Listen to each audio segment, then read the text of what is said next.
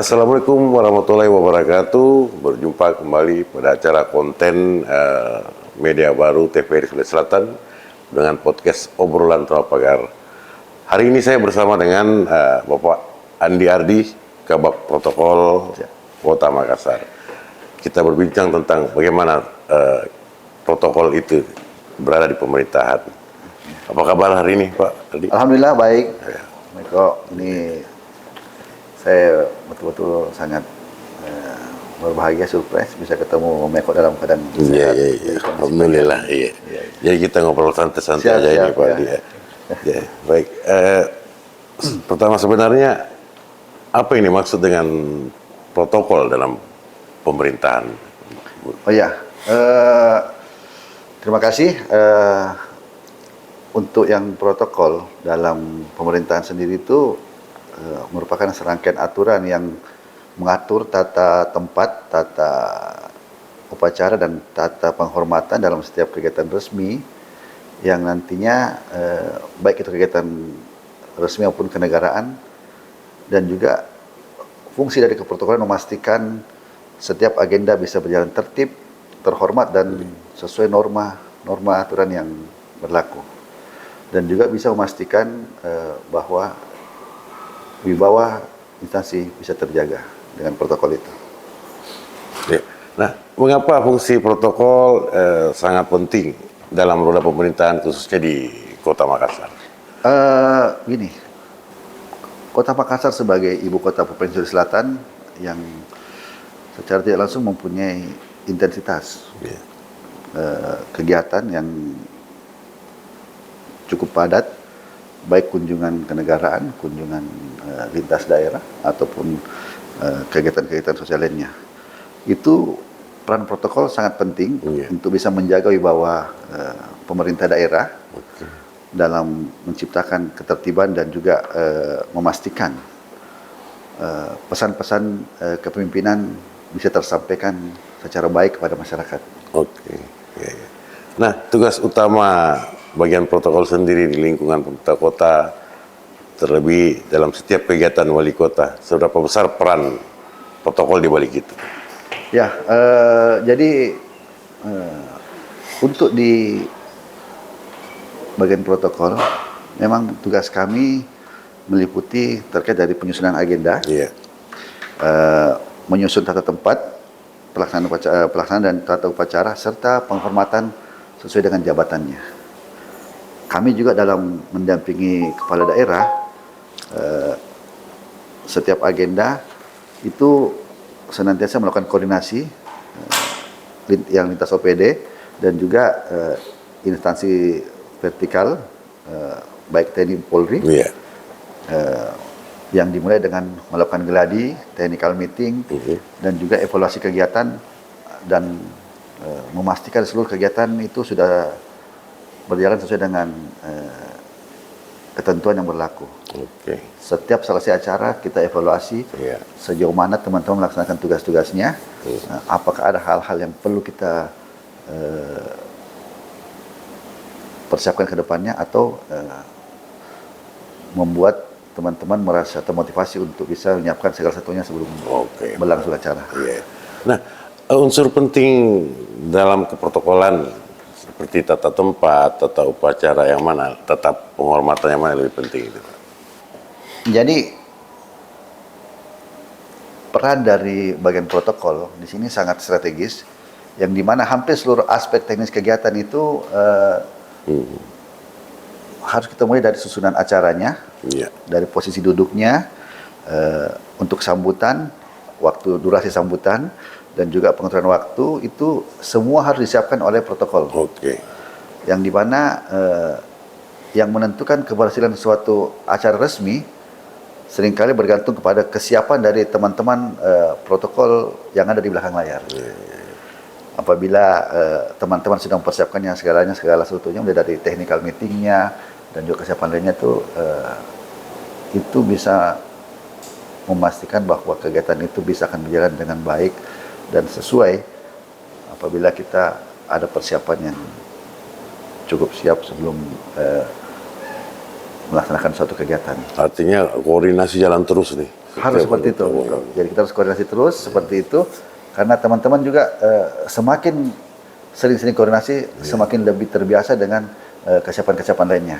Nah, dalam artian setiap kegiatan protokol nggak boleh salah. Harus seperti itu. Dan juga yang namanya kita di belakang layar, keberhasilan suatu acara itu sudah menjadi mutlak bagi kami.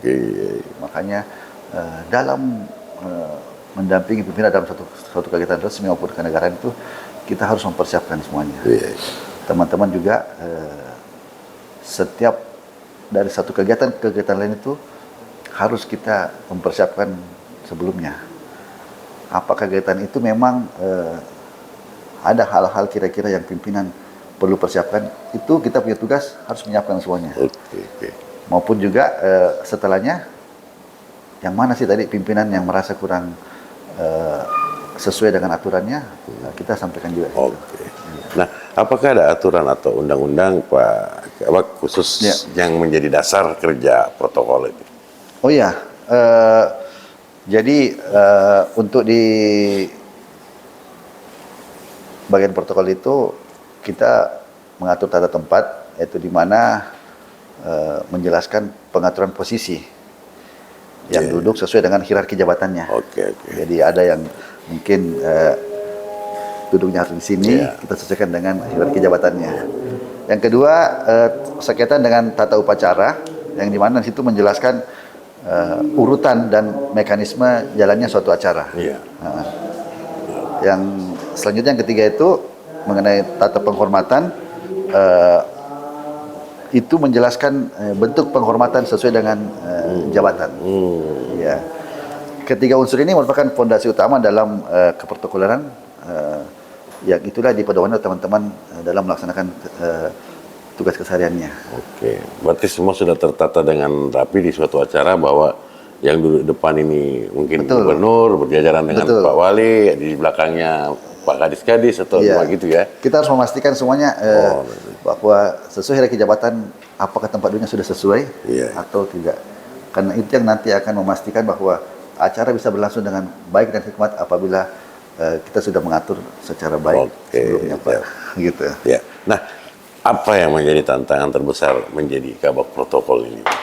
Khususnya dalam lingkup kerjanya Bapak ini. Dengan pengalaman kami, yang menjadi tantangan kami bahwa kami dari protokol ini harus untuk siap dengan adanya perubahan jadwal pimpinan misalnya, yang harus menghadiri satu tempat ke tempat lain yang harus kita siapkan, ataupun juga ada agenda-agenda yang mungkin membutuhkan koordinasi yang sangat baik ke pihak dari luar misalnya. Itu harus kita mempersiapkan segala satunya. Dengan kita mempersiapkan teman-teman yang akan bertugas itu lebih awal kita infokan dan melakukan briefing dan juga technical meeting pada pelaksanaan, dan juga memastikan di tempat acara apakah semua sudah sesuai dengan aturan-aturan yang berlaku di protokol itu. Nah, apakah Pak pernah terjadi momen-momen krusial atau hampir terjadi kesalahan protokoler? Bagaimana cara mengatasi? Memang hampir dalam setiap agenda yang namanya teman-teman protokol itu mempunyai pengalaman yang juga cukup bervariasi. Misalkan dalam suatu forum kita harus mengatur ke posisi tempat duduk teman-teman misalnya, atau tamu-tamu VIP yang datang itu harus kita sesuaikan. Itu membutuhkan koordinasi untuk bisa menjaga kepada pejabat yang bersangkutan supaya tidak adanya ketersinggungan misalnya. Bagaimana kita menyampaikan secara aturan dan juga menjelaskan bahwa seperti ini yang harus kita laksanakan peraturan aturannya. Nah, banyak orang melihat Pak protokol hanya sebagai pengatur tempat duduk. Apa yang sering disalahpahami tentang profesi ini, Pak? Memang kalau itu banyak yang mengira memang itu protokol itu hanya mengatur posisi tempat duduk misalnya, mengatur tata tempat pelaksanaan kegiatan. Tapi itu merupakan dalam dunia keprotokolan itu merupakan bagian manajemen yang sangat strategis, yang dimana protokol memastikan bahwa berlangsungnya acara itu dengan tetap menjaga wibawa pimpinan dan citra pemerintah dalam setiap momen pelaksanaan kegiatan. Kita harus menjaga di situ, Pak. Karena kalau dari awal kita kurang siap persiapannya, itu akan menjadi catatan bagi pimpinan apapun peserta yang ada di tempat itu. Berarti kita melihat, oh teman-teman protokol siap atau tidak.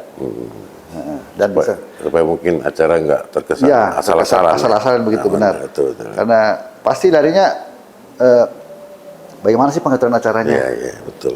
Pengaturan koordinasinya, itu tata upacaranya semua harus jelas semua di situ.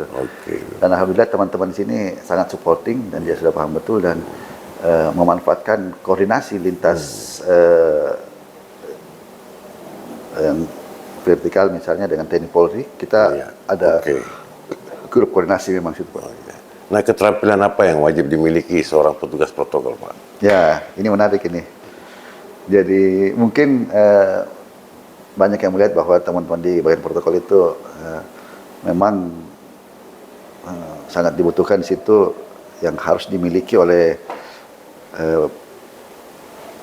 petugas di bagian protokol itu menurut saya adalah yang pertama penguasaan regulasi ya. Penguasaan regulasi baik itu dari dalam artian SDM yang unggul dan paham lah. Yang kedua, mampu melakukan komunikasi yang efektif. Setiap petugas protokol wajib melakukan komunikasi yang secara efektif. Itu berlaku di setiap momentum.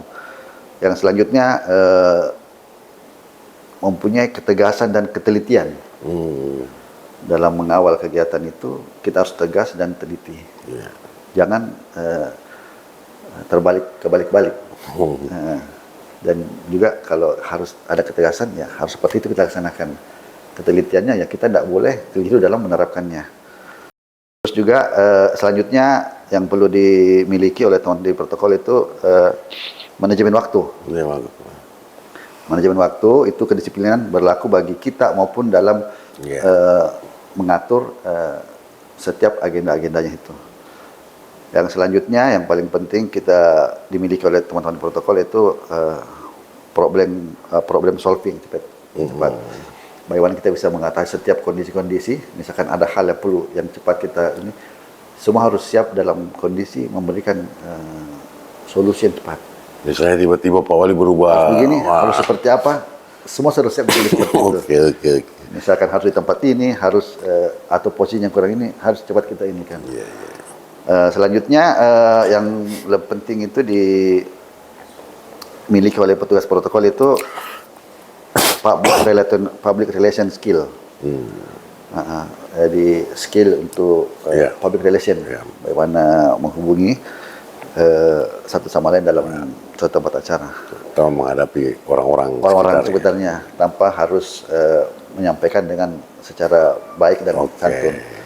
Yang terakhir menurut saya yang perlu dimiliki oleh teman-teman protokol itu kecepatan dan ketepatan dalam bertindak. Nah, itu yang penting. Kita harus lebih cepat dan tepat dalam mengambil tindakan pada saat berada di suatu acara. Itu, Pak. Nah, bagaimana Pak protokol beradaptasi dengan perkembangan media sosial dan siaran langsung acara pemerintah ini?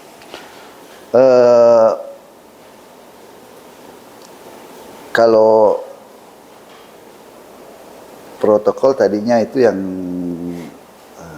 memang kita harus melakukan persiapan yang matang ya.